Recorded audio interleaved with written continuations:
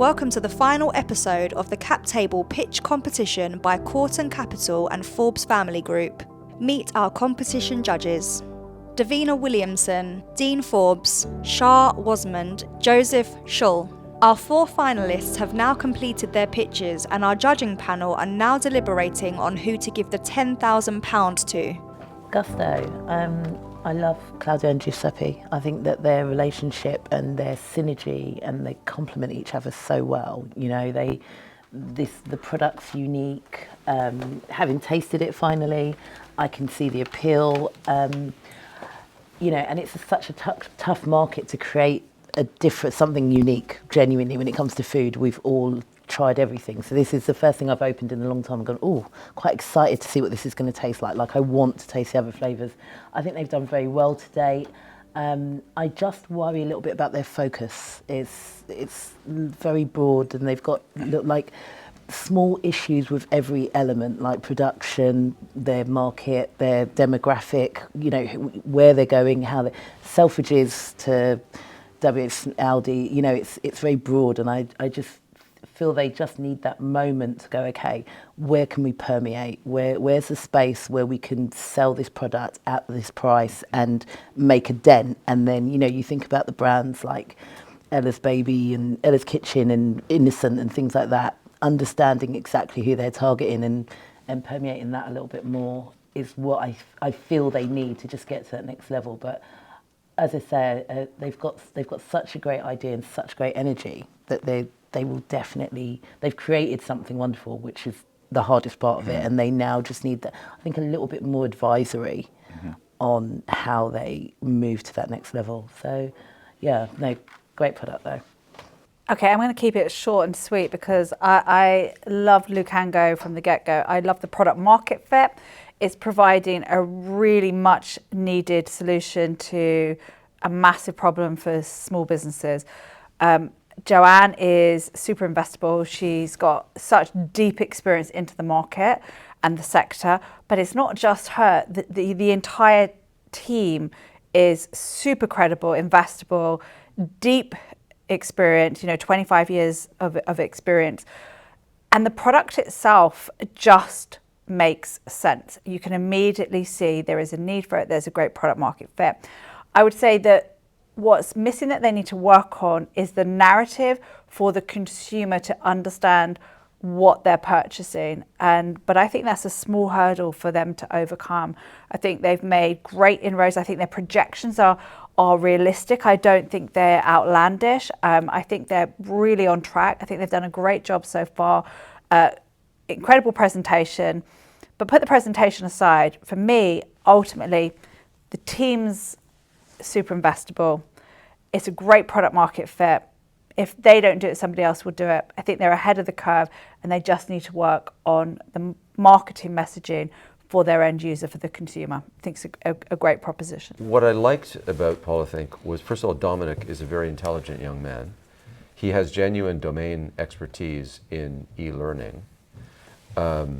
And he's trying to apply it creatively to a genuine problem, which is the use of software, efficient use of software and the cost of software for businesses. What I think is missing in it as a business plan is that he's about halfway through the process of developing the actual business concept. He started from his foundation in e-learning. He's found it a crowded market where it's hard to differentiate. So he's looking for a more precise application of it in software asset management, but he hasn't yet developed a real value proposition that businesses will clearly pay for. And I think he just needs to keep working on it and refining it. I think he's bright enough and has the domain knowledge to figure it out, but it feels like we got it at the stage where it's not quite baked yet, and we need to encourage him to go away and finish baking it. So I liked your queue. I liked your queue a lot. I mean, firstly, what an incredible value proposition, right? Constantly monitoring people who are kind of sick to make sure that we serve them with the care that they need at the right moment in time. And it's an easy path to walk to see how that, you know, becomes the vehicle to provide proactive care so people recover faster and better, or provide meaningful interventions at the moment that people might need them. So such clarity in the value proposition and there's nothing more important. I mean, ultimately, what could be more important than that? And they've gone a long way with a small amount of money. I mean, they said that they've had £30,000 invested. There's a physical product that exists. There's some software that exists. There's some market testing that's been done. So in some ways, perhaps of all of them, they have proven how much distance can be traveled with very limited capital, which I think is super impressive. And the two of them as co-founders were just incredibly impressive. Now, then you get to how do we penetrate the Indian market, which is kind of a long way away. We know that they understand that market, but still it's kind of a long way away. And at the moment, the thinking in the UK is to go into the NHS. And I don't envy the person who has to break into the NHS with a commercial proposition, even one as strong as this. So how we get from here to mass adoption in market is a little bit unclear at the moment. I just want to finish. I don't think we should do. Let's do a little bit more. Let's have 2 winners of 10,000 each. 2 winners? Give them 2,000. No, I agree. Sorry. And we'll come up with another 5,000. So we'll have the difference between 3 and 4. Don't have somebody come forth. Give them 2,500 each. So we'll increase it to £25,000 prize. 2 winners, £10,000 each, and 2 runners-up at £2,500 each, and we'll figure out the money after. It's a better. It's actually a more accurate representation of what we really think. It's a much better. It's a much better statement to them of what. Who asked Joe to come here today? I'm glad Joe's here. Whilst awaiting the results from our judging panel, our 4 finalists, joined by additional guests, were invited to network over some drinks.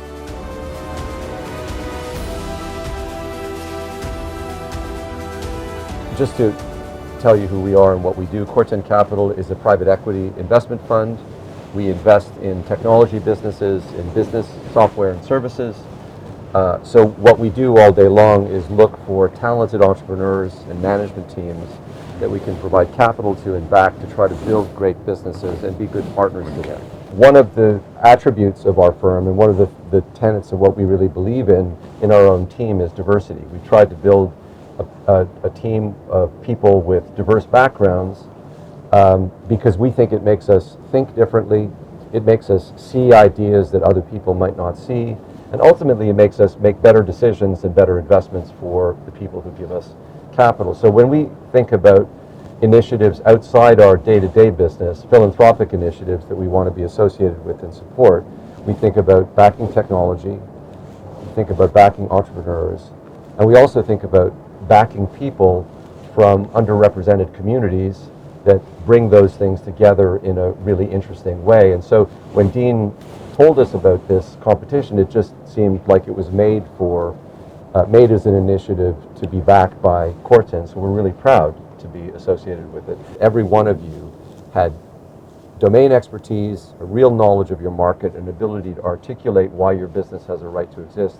and a passion for what you're doing that's infectious. So I really celebrate and commend you, and it was exciting to be associated with this. So thank you, Dean. Like Joe, I want to just commend everybody on the amazing work that we know went into the presentations and all of the work that's gone into the businesses before we got the privilege to look at them. Really wanted to thank the broader Corten team who have lent their time and expertise and experience to these businesses, because that was part of this as well, not just writing a check for £10,000, but creating some relationships that hopefully will be valuable and getting you some experience and insight that might otherwise be hard to come by. And I've spoken to a few people who said that that's what they got from the process. So that's brilliant. We deliberated on the winner. There was quite a debate about the order. There was quite a debate about what was strong and what needed more work in some of the presentations. But we did land on the 4. So the 2 runners-up, big congratulations, were Polothink and Gusto. And after much debate, we agreed that the winners were Lukango and your cue.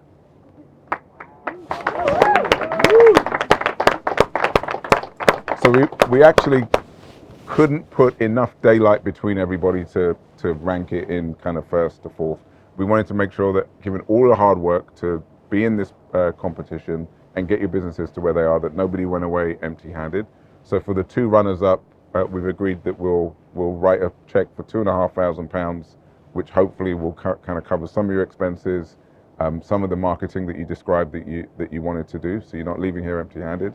And for the two winners, we'll write the original check of £10,000 for each business. Just to be here is an amazing opportunity, but to actually leave with something, especially if you didn't expect it. Originally, there was a 10K winner prize, but they found a way to provide everybody with not just financial support, but also support in terms of mentorship, support in terms of opening doors and bringing entrepreneurs to particular tables, which is extremely valuable at this point in our journey. Amazing experience.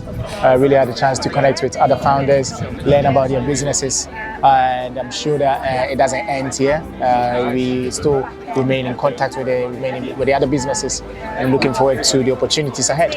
It's unbelievable. We came here thinking we were competing for 10K. We ended up the Forbes family and Corten Capital actually gave more, and for us to be able to be the runner-up and still win some funding is amazing for us. Like, it will take us a long way, so it means a lot to us. I'm feeling really overwhelmed, can't really believe that I've won. I'm extremely grateful, and I'm really happy everybody won. I think it was really great that everyone got something, so definitely worth taking part. I'd recommend anyone to participate in future Forbes family group initiatives.